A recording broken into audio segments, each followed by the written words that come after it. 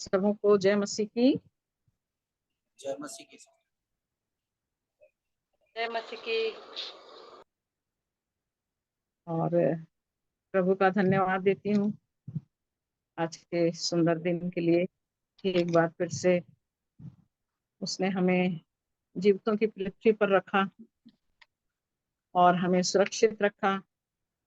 ये उसकी महाकरुणा का फल है मेरे प्रियो। उसकी दया अमर है और एक एक दिन जो प्रभु हमारे जीवन में जोड़ता है अपनी भलाई से हमें भरता है कि हम उसके प्रेम को अपने जीवन में पा सकें। मैं परमेश्वर पिता का धन्यवाद करती हूँ। आज सवेरे भी जब मैं प्रार्थना कर रही थी तो मैं अपने इस झुंड के एक एक भाई बहनों को याद कर रही थी और प्रभु से यही विनती कर रही थी कि पिता, एक एक के जीवन की दशा को मैं नहीं जानती, उनकी परिस्थितियों को मैं नहीं जानती। हाँ प्रभु, वो कहाँ रहते हैं और कैसा जीवन जी रहे हैं उसको भी मैं नहीं जानती, परंतु इस झुंड में जुड़े हैं प्रभु और आत्मा में हम सब एक हैं। तो ये मेरे जीवन का भार है कि प्रभु मैं उनके लिए विनती और प्रार्थना करूं और आपसे सहायता मांगू कि जिसको जैसी जरूरत है पिता, आत्मा की रीति से बढ़ने के लिए आप उनकी वैसी सहायता करना। तो परम प्रधान परमेश्वर पिता, पुत्र और पवित्र आत्मा, ये तो एक परमेश्वर हम सब की सहायता करते हैं मेरे प्रियो, और उन्हीं की दया से हम उनके प्रेम को अपने जीवन में स्मरण करके इस बहुमूल्य समय को अपने जीवन का प्रभु के चरणों में बैठने के लिए और प्रभु की दया में प्रभु हम सब की सहायता करे। बहन निशा कह रही थी कि मैं पहले बहुत से ऐसे लोगों से वचन सुनी और धोखा खाई। इंदिरा सिस्टर भी कह रही थी कि मैंने इतने लंबे जीवन में इतने लोगों से वचन सुना परंतु सत्य को मैं नहीं पहचान पाई थी। आज ये वचन को खोलेंगे, मत्ती की इंजील उसका 13वां अध्याय। प्रभु यीशु मसीह क्या कहते हैं उस चीज को भी हम देखेंगे। मत्ती की इंजील 13 अध्याय और उसके 24 पद से सुनीता बहन पढ़ेंगे।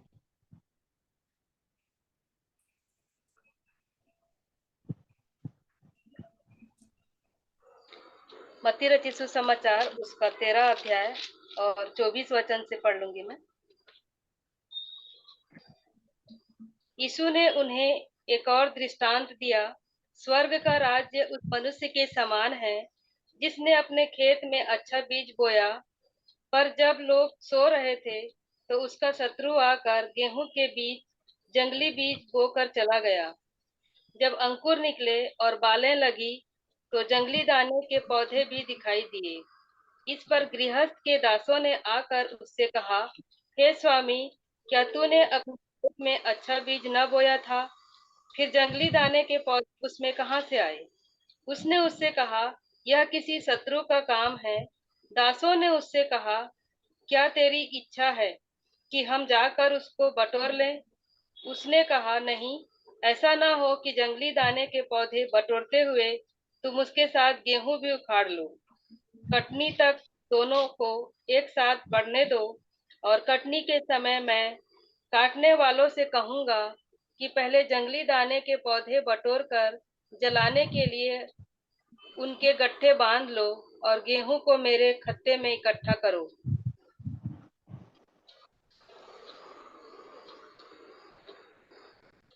हाँ, परमेश्वर का वचन यहाँ पर बीज का दृष्टांत बता रहा है और इसी में उन्हें एक और दृष्टांत दिया। मतलब यीशु मसीह दृष्टांतों में यहाँ पर अपने चेलों को बता रहे थे और जब चेलों के सामने प्रभु यीशु मसीह इस बात को कह रहे थे कि एक और दृष्टांत मैं तुमको बताता हूँ, और क्या दृष्टांत बता रहे थे? स्वर्ग का राज्य उस मनुष्य के समान है जिसने अपने खेत में अच्छा बीज बोया।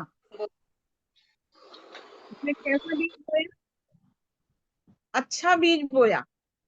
आप लोग बोलते जाएंगे तो आप लोग को भी और क्लियर होगा। स्वर्ग का राज्य कैसा है बोल रहा है यहाँ पर परमेश्वर का वचन? गृहस्थ के उस समान। उस मनुष्य के समान है जिसने अपने खेत में अच्छा बीज बोया, है ना। पर जब लोग सो रहे थे, बीज कैसे बोया? बीज कैसा बोया गया? अच्छा बीज बोया। अच्छा बीज बोया। पर जब लोग सो रहे थे, उसका शत्रु आकर गेहूं के बीच जंगली बीज बोकर चला गया। उसने बोया अच्छा बीज था, पर जब वो सो रहा था तो किसने आके दूसरा बोया? शत्रु ने। शत्रु। हाँ, शत्रु आकर के जंगली बीज को बोके चला गया, है ना। निशा बहन थोड़ा सा समझेंगे इस चीज को ना, कि हम जो वचन सुनते हैं, और बहुत से लोग ऐसे हैं जो सोचते हैं कि हम धर्मी हैं और हम परमेश्वर के वचन को सुना रहे हैं, और बहुत से लोग आज इस समय परमेश्वर के वचन को सुनाने के लिए, जो जीवन को नहीं जानते हैं परंतु परमेश्वर के वचन को सुनाना जानते हैं।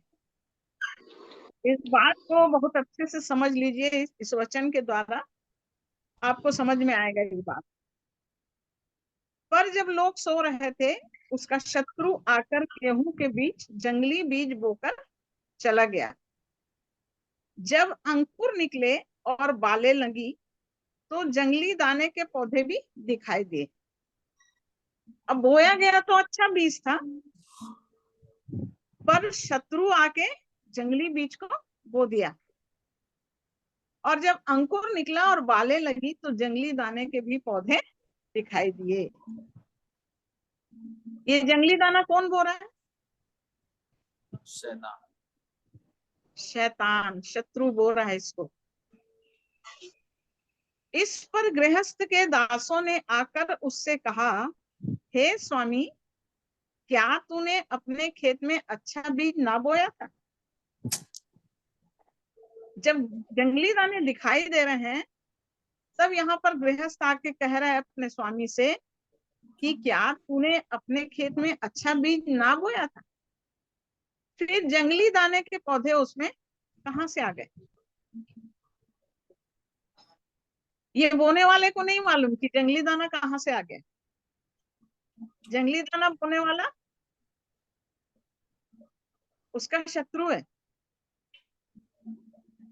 जो अच्छे बीज के साथ क्या किया? व्यक्ति सो रहा था, तब उसने चुपचाप आ करके उसमें जंगली बीज को बो के चला गया। 28 पद में कह रहा है, उसने उनसे कहा, यह किसी शत्रु का काम है। दासों ने उससे कहा, क्या तेरी इच्छा है कि हम जाकर उनको बटोर लें? तब दास कह रहे हैं कि प्रभु ऐसा करें हम लोग कि उस जंगली दानों के जो भी दिख रहे हैं उसको हम लोग निकाल लें, उसको बटोर लें। तब प्रभु क्या कह रहा है उनसे? उसने कहा, नहीं, ऐसा ना हो कि जंगली दाने के पौधे बटोरते हुए तुम उनके साथ गेहूं भी उखाड़ लो। ऐसा नहीं हो कि तो जो जो तुम करना चाह रहे हो, ऐसा नहीं हो कि अच्छा बीज, अच्छे दाने का पौधा भी उखड़ जाए। इसलिए क्या करो, कटनी तक दोनों को एक साथ बढ़ने दो, और कटनी के समय मैं काटने वालों से कहूंगा कि पहले जंगली दाने के पौधे बटोर कर जलाने के लिए उनके गट्ठे बांध लो, और गेहूं को मेरे खत्ते में इकट्ठा करो। हाँ मेरे प्रियो, हमको अपने जीवन में इस बात को देखना है कि हम हमारे जीवन में कौन सा बीज बोया जा रहा है। और बीज तो क्या है? परमेश्वर का वचन है। और ये वचन का बीज हमारे अंदर बोया जा रहा है, तो शत्रु कौन है? शैतान है। जब हम निश्चिंत रहेंगे तो इस अच्छे दाने के साथ, अच्छे बीज के साथ क्या करेगा शत्रु? मिलावट कर देगा।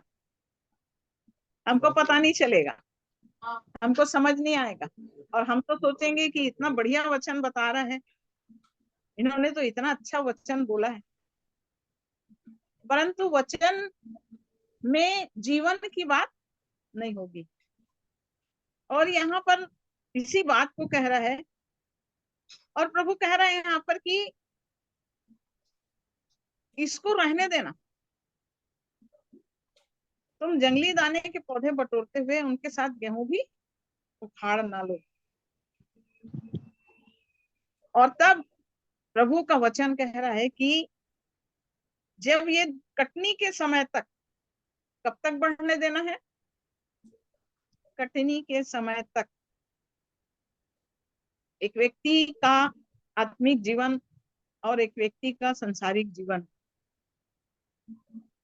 आज बहुत से ऐसे लोग हैं मेरे प्रियो, जो ये सोच रहे हैं कि हमारे पास वचन है, हमारे पास जीवन है, हम बराबर चर्च जाते हैं, हम बराबर दान देते हैं, हम तो भलाई का काम कर रहे हैं, और बहुत सी ऐसी चीजों में लिप्त होके सोच रहे हैं कि हम परमेश्वर का जीवन जी रहे हैं और स्वर्ग का राज्य हमारा है। परंतु शत्रु हमारे जीवन में जंगली बीज को कब बो के चला जाएगा, इसलिए हमको क्या करना है? बहुत सावधान होना है कि हम किस तरह के वचन को सुन रहे हैं। कौन सा वचन मेरे जीवन में, मेरे अंदर परिवर्तन ला रहा है? कौन सा वचन मेरे जीवन को प्रभु के मार्ग में चलने के योग्य बना रहा है ना? इसके 36 पद से पढ़िए तो।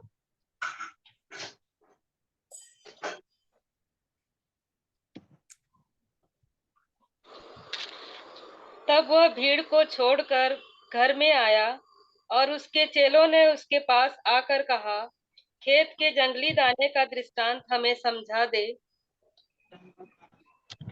और आगे पढ़ना। हाँ हाँ, पढ़ते जाइए।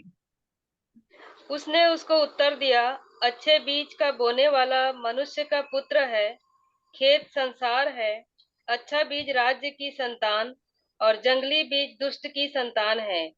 जिस शत्रु ने उनको बोया वह शैतान है। कटनी जगत का अंत है और काटने वाले स्वर्गदूत हैं। अतः जैसे जंगली दाने बटोरे जाते और जलाए जाते हैं, वैसा ही जगत के अंत में होगा।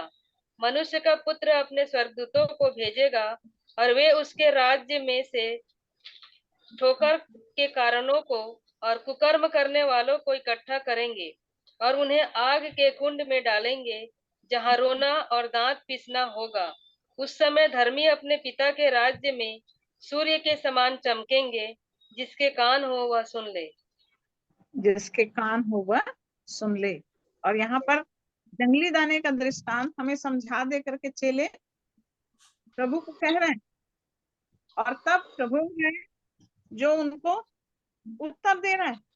और तब यहाँ पर समझा रहा है, अच्छे बीज का बोने वाला मनुष्य का पुत्र है। पुत्र मनुष्य का पुत्र प्रभु यीशु मसीह के लिए बता रहे हैं यहाँ। अच्छा बीज कौन बोएगा? मनुष्य का पुत्र। और प्रभु यीशु मसीह मनुष्य का पुत्र बन के इस पृथ्वी पर आया। और खेत क्या है? संसार है। बोलने वाली जगह कौन सा है? संसार है बोल रहा है। अच्छा बीज राज्य की संतान और जंगली बीज दुष्ट की संतान। इसको एकदम स्पष्ट समझ लीजिए कि कैसे परमेश्वर ने जो बोया है वो अच्छा बीज है, जो राज्य की संतान, और शैतान जो बो रहे हैं वो जंगली बीज है, वो दुष्ट की संतान है। जिस शत्रु ने उनको बोया वो शैतान है, और कटनी जो है वो जगत का अंत है। यहाँ पर प्रभु यीशु मसीह अपने चेलों से इन बातों को स्पष्ट करके बता रहे हैं। और यहाँ पर प्रभु यीशु मसीह बोल रहे हैं कि इनको तुम अभी कुछ मत करो। कब तक? कटनी तक दोनों को एक साथ बढ़ने दो, 30 पद में लिखा हुआ है।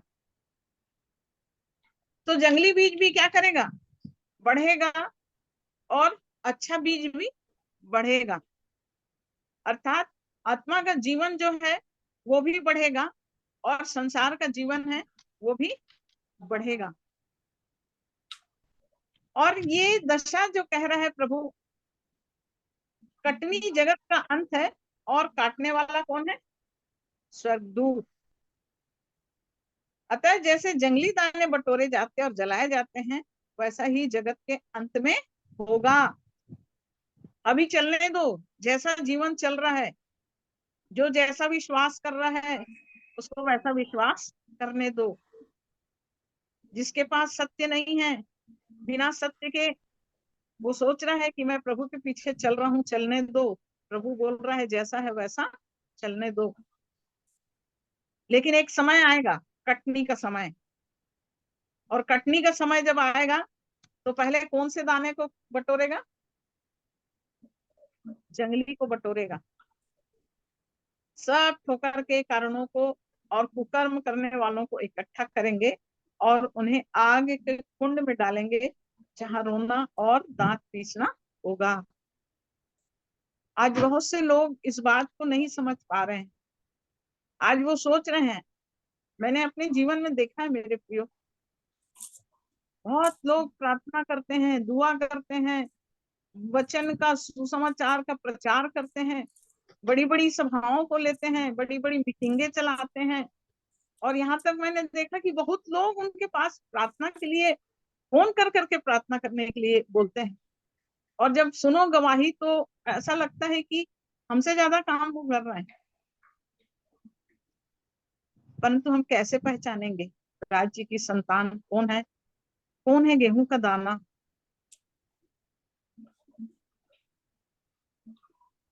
कोई बताएगा गेहूं का दाना कौन?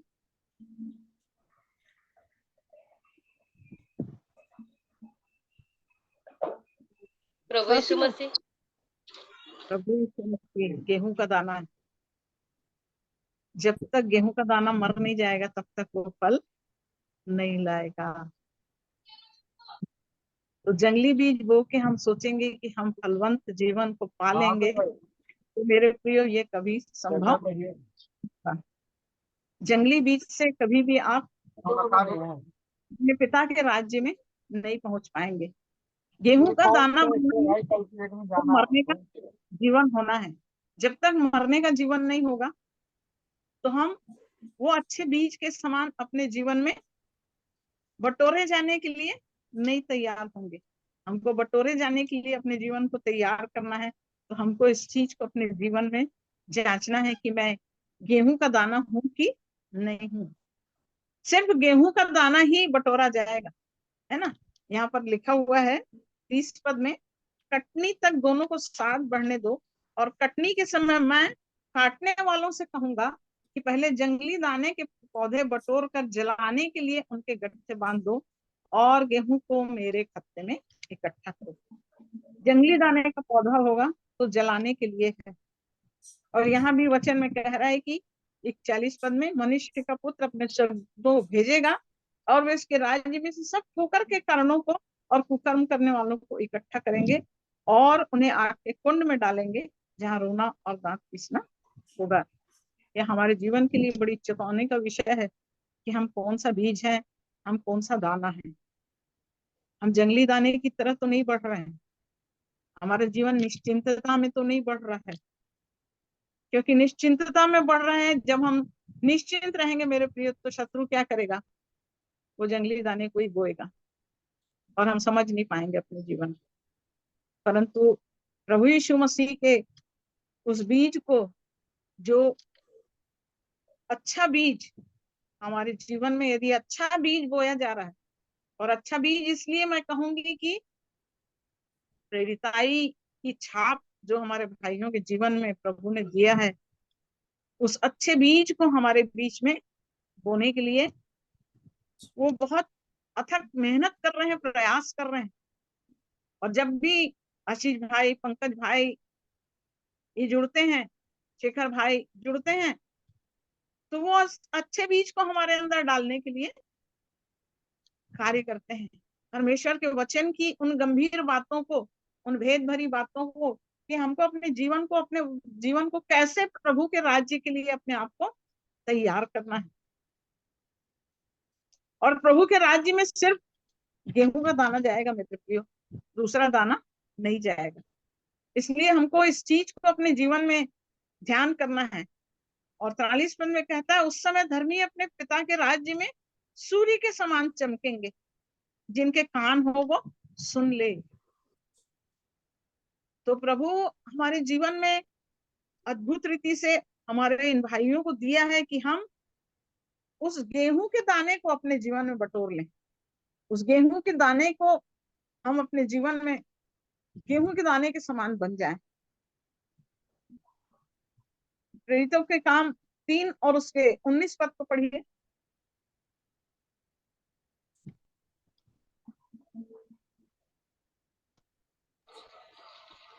जो कोई राज्य का वचन सुनकर नहीं समझता, उसके मन में जो कुछ बोया गया था उसे वह दुष्ट आकर छीन ले जाता है।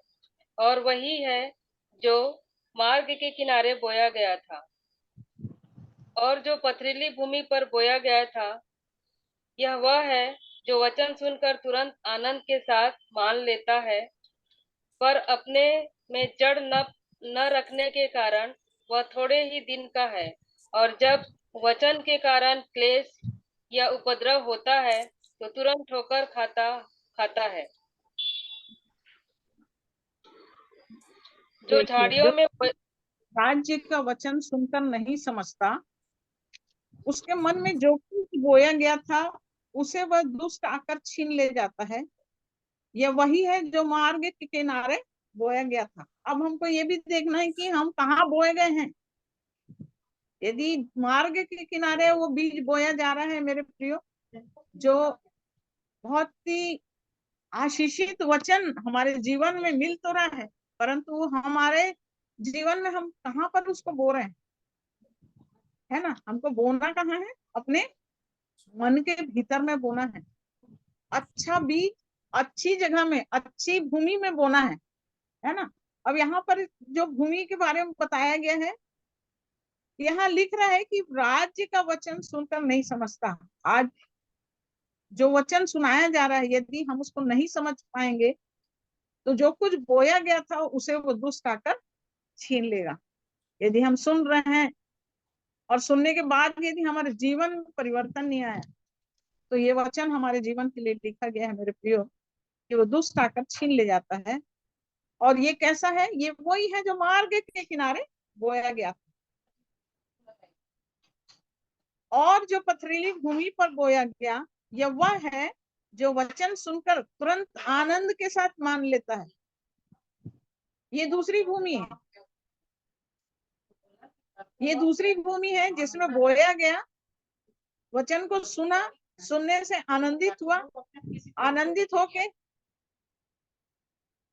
आनंदित होके परमेश्वर के वचन को मान भी लिया।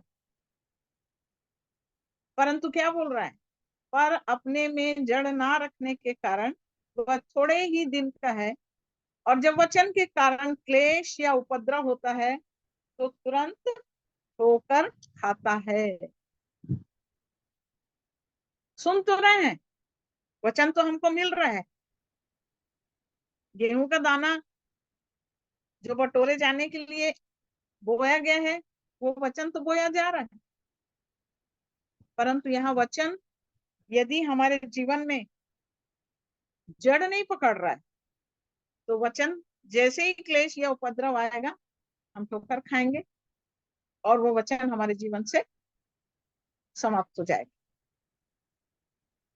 तीसरी भूमि बताया यहाँ पर, जो झाड़ियों में बोया गया, यह वह है जो वचन को सुनता है, पर इस संसार की चिंता और धन का धोखा वचन को दबाता है और वह फल नहीं लाता है। ये तीसरी भूमि है, जो संसार की चिंता है और धन का धोखा है। वचन तो आप सुन रहे हैं, लेकिन इस सुने हुए वचन के अनुसार जैसे ही चिंता हमारे जीवन में आ गई, और चिंता के कारण से हमारा जीवन वचन को दबा देता है। धन का धोखा, आज हम दिन और रात परिश्रम कर रहे हैं, मेहनत कर रहे हैं, किसके लिए? रोटी कपड़ा मकान के लिए, इस जीवन को चलाने के लिए।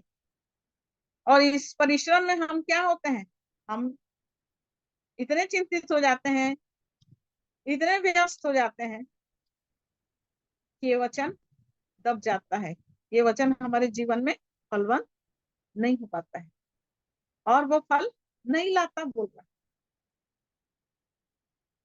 और तब यहाँ पर चौथी भूमि है, जो अच्छी भूमि में बोया गया, वो ये है जो वचन को सुनकर समझता है और फल लाता है, कोई 100 गुना, कोई 60 गुना, और कोई 30 गुना।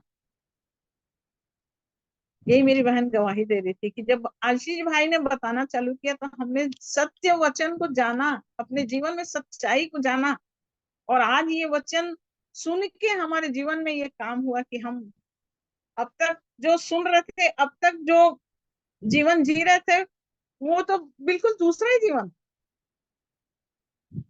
तो जब अच्छी भूमि में बोया गया है, वो वचन को जब सुनेंगे तो वो वचन हमारे अंदर बसने लगेगा, और एक वचन जब हमारे अंदर बसने लगता है तो वो वचन हमारे जीवन में कार्यकारी होना शुरू हो जाता है। और यही जब कार्यकारी होना शुरू होता है मेरे प्रियो, तो यही है फलवंत जीवन। जब मैंने देखा इस बात को कि परमेश्वर का वचन मुझे कहता है क्रोध मत कर, तो जैसे ही ये वचन मेरे जीवन में आया, अब मैंने इसका प्रैक्टिस चालू किया, नहीं मुझे क्रोध नहीं करना है। मेरे जीवन में क्रोध को, मेरे को, ये पाप है मेरे जीवन में।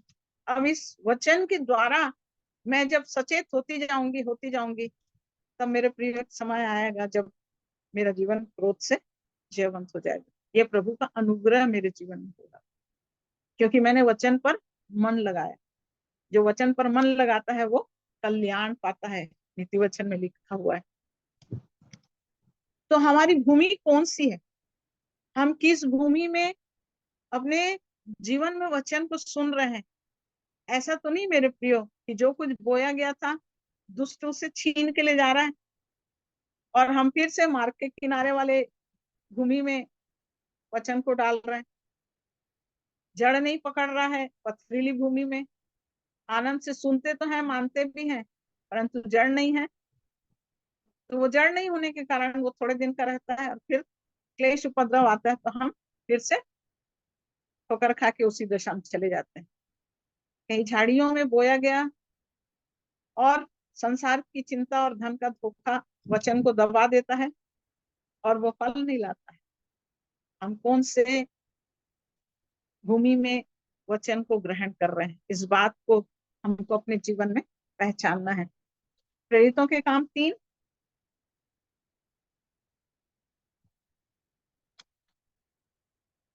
और उसका 19 पद पढ़ेंगे।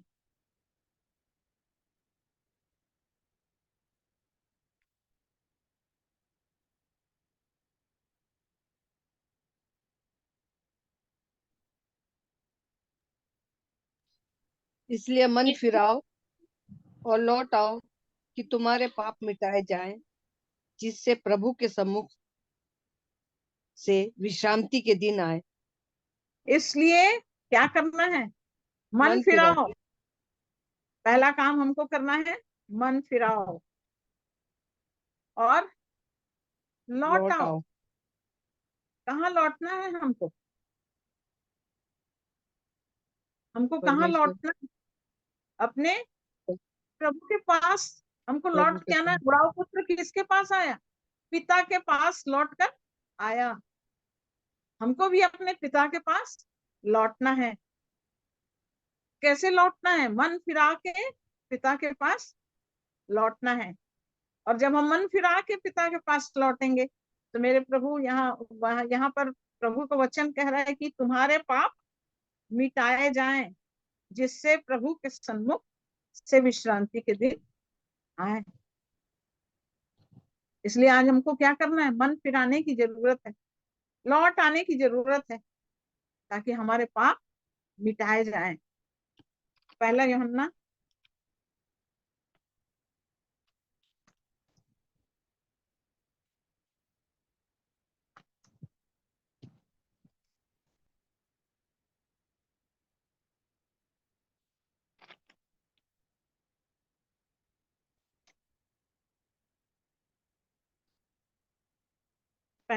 पहला अध्याय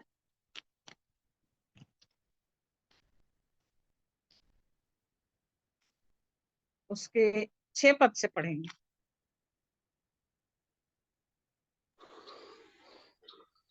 यदि हम कहें कि उसके साथ हमारी सहभागिता है और फिर अंधकार में चले तो हम झूठे हैं और सत्य पर नहीं चलते। 7 पद भी पढ़िए। पर यदि जैसा वह ज्योति में है वैसा ही हम भी ज्योति में चले तो एक दूसरे से सहभागिता रखते हैं और उसके प्रभु यीशु का लहू हमें सब पापों से शुद्ध करता है।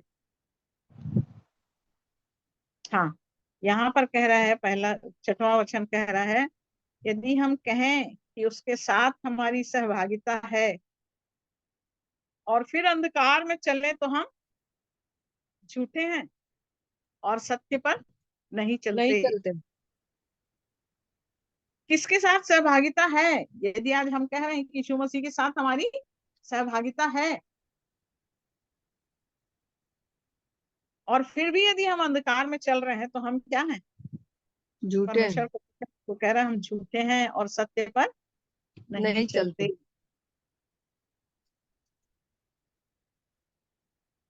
तो ये आज हमको अपने जीवन में देखना है कि हमारी सहभागिता किसके साथ है। इस वचन से हमको अपने आप को जांचना है। हम कह रहे हैं कि सहभागिता हमारी प्रभु के साथ है, हम तो प्रभु के साथ चलने लगे हैं, हमारे पास प्रभु का जीवन है। पर यदि हम अंधकार में चल रहे हैं, अंधकार में चलना मतलब ज्योति रहित दशा। अंधकार शैतान का राज्य है और ज्योति परमेश्वर का राज्य है। यदि हम वचन को सुन तो रहे हैं, यदि हम वचन के द्वारा अपने जीवन को चलाने की कोशिश भी कर रहे हैं, परंतु यदि हम उसके साथ सहभागिता नहीं रख रहे हैं, यदि हम सहभागिता रखते हैं और फिर अंधकार में चले तो हम झूठे हैं और सत्य पर नहीं चलते।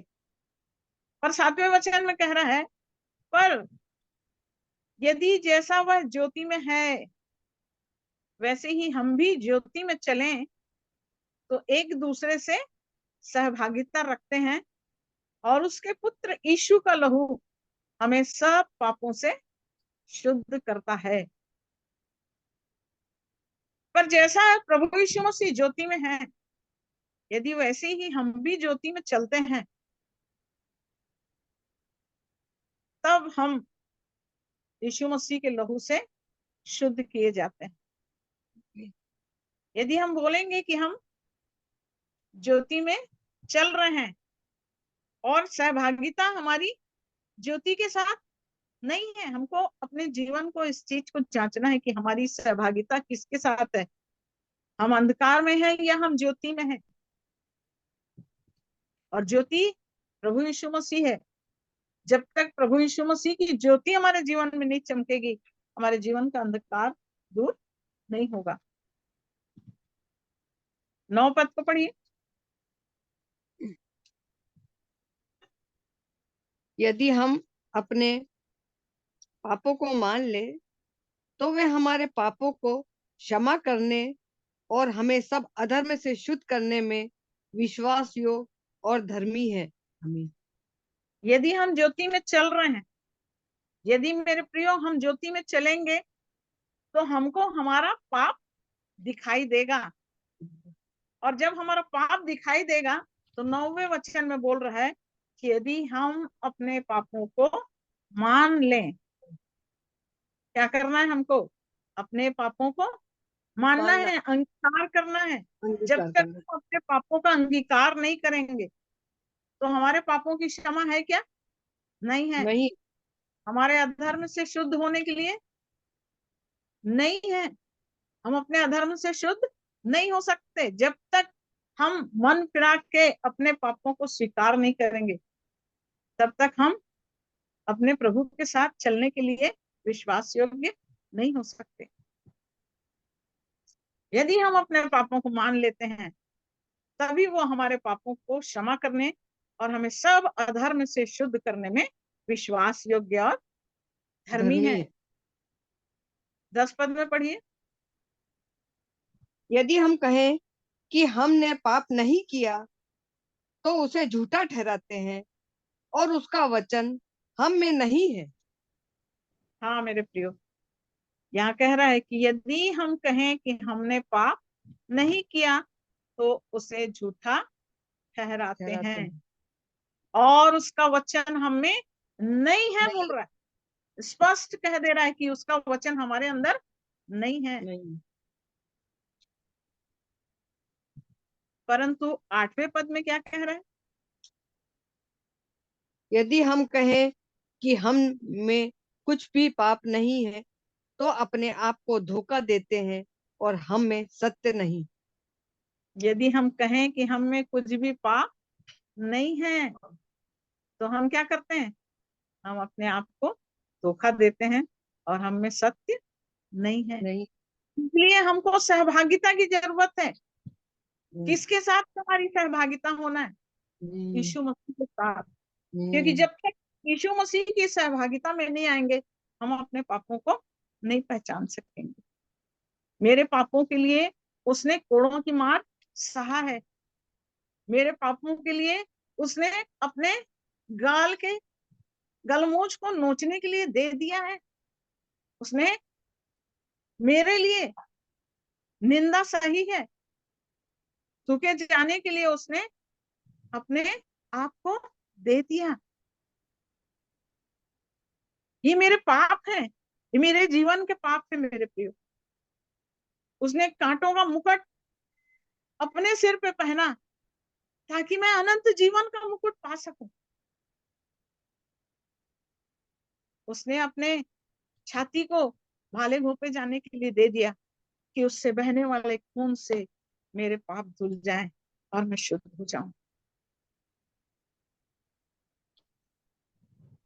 आज हमारे पास कौन सी जमीन है मेरे प्रियो?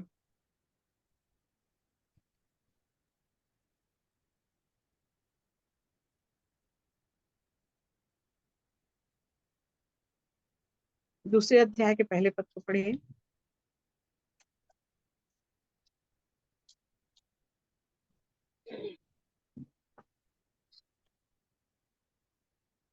हे मेरे भाइयों, याकूब। नहीं नहीं, उसी का दूसरा अध्याय का पहला पद। पहला यूहन्ना। हे मेरे बालकों, मैं ये बातें तुम्हें इसलिए लिखता हूँ कि तुम पाप ना करो। और यदि कोई पाप करे तो पिता के पास हमारा एक सहायक है, अर्थात धर्मी यीशु मसीह। दूसरा पद।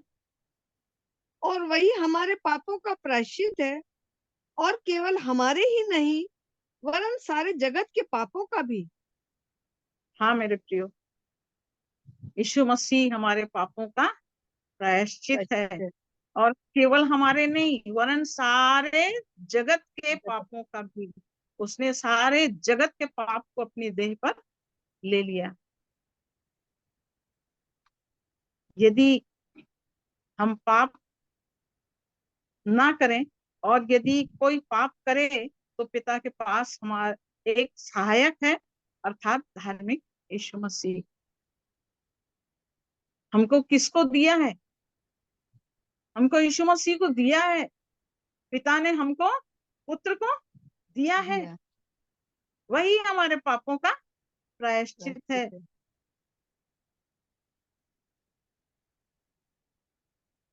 4 पद को पढ़िए।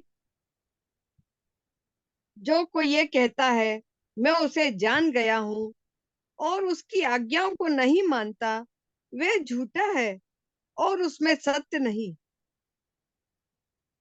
जो कोई कहता है कि मैं उसे जान गया हूँ यदि हम कह रहे हैं कि हम तो जान गए हैं, यीशु मसीह को हम जान गए हैं, तो हम कैसे जान जाएंगे? हमको जानना कैसे है? और उसकी आज्ञाओं को मानेंगे। नहीं मानता। यदि नहीं मानता तो क्या है? वो झूठा झूठा है, है और उसमें सत्य नहीं है। नहीं है। और 5 पद में कह रहा है, पर जो कोई उसके वचन पर चले उसमें सचमुच परमेश्वर का प्रेम सिद्ध हुआ है। हुआ इसी से हम जानते हैं कि हम उसमें हैं। है। जो कोई यह कहता है कि मैं उसमें बना रहता हूँ, उसे चाहिए कि आप भी वैसा ही चले जैसा वह चलता चलता है। था। जैसे यीशु मसीह ने इस जगत में आके अपने जीवन को, अपने चाल चलन को दिखाया है, हमको क्या करना है? यीशु मसीह के उसी चाल चलन को अपने जीवन में अपनाना है।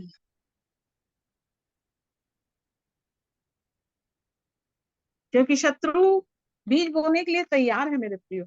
अच्छा बीज तो हमको मिल रहा है, लेकिन क्या हम निश्चिंत हैं या हम जागृत हैं? यदि हम थोड़े भी निश्चिंत होंगे मेरे प्रियो, तो शत्रु आकर जंगली बीज को भी बो देगा और हमको पता भी नहीं चलेगा। और ये याद रखना कि जो भी बीज बोया जा रहा है वो कटनी तक जाएगा, फैसले तक, निर्णय तक, अंतिम समय तक। इसलिए बहुत सावधान होना है कि कहीं शत्रु हमारे जीवन में जंगली बीज को नहीं डाल दिए। हम गेहूं का दाना है या फिर हम जंगली बीज है? हमको आज अपने जीवन को पहचानने की जरूरत है मेरे प्रियो, उसकी सहभागिता में। क्योंकि जब तक हम यीशु मसीह की सहभागिता में नहीं आएंगे, तो हम ज्योति के संतान नहीं बन सकते।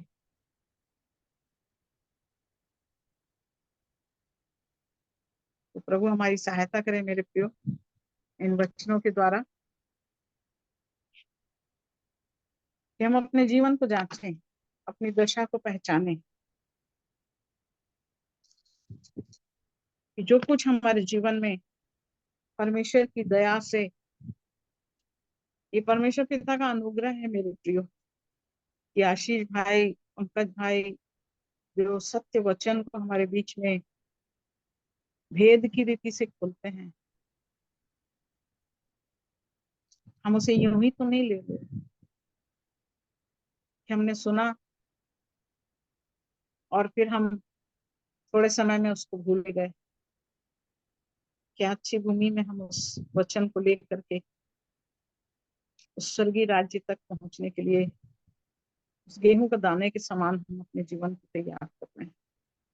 और गेहूं का दाना बनेंगे मेरे प्रियो, तो गेहूं का दाना क्या है? जब तक नहीं मरेगा तब तक वो फल नहीं लाएगा। मसीही जीवन उस गेहूं के दाने के समान है, मरने का जीवन। पापों से हमको प्रतिदिन प्रतिदिन प्रतिदिन मरते जाना है। इसलिए पौलुस ने कहा कि मैं जीवित नहीं रहा, परंतु मसीह मुझ में जीवित है। हमारे अंदर कौन जीवित है? कहीं हम जंगली दाने के समान तो नहीं? या फिर हम प्रतिदिन जो वचन सुन रहे हैं उससे हम उस अच्छे बीज के समान अपने जीवन को तैयार कर रहे हैं? क्योंकि कटनी के समय तक दोनों वैसे ही चलेगा, जगत के अंत में कटनी होगी और जो जंगली दाना होगा वो बटोर करके जला दिया जाएगा, परंतु जो गेहूं होगा वो स्वर्गीय राज्य का भागीदार होगा।